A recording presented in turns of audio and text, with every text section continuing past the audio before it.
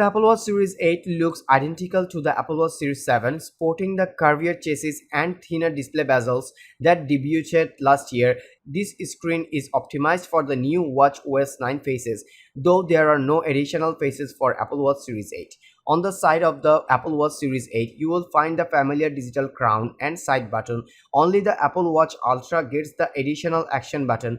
Again, I don't think you'd be able to tell the new flagship Apple Watch from the one before it. That is, unless you pay close attention to the colors. The Apple Watch Series 8 colors include midnight, silver, starlight, and product red. Blue and green watches are no longer, though I don't feel one way or the other about the departures. Besides, customization comes by finding the best Apple Watch bands for your style.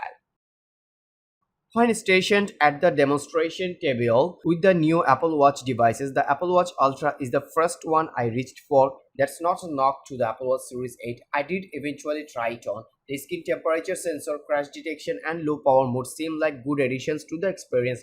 Will they be enough? Stay tuned for a full review of the Apple Watch Series 8. That's all for today. Thank you for watching. If you like the video, feel free to share with your friends and keep watching Review Arena to get your top-notch day-to-day commodities reviewed.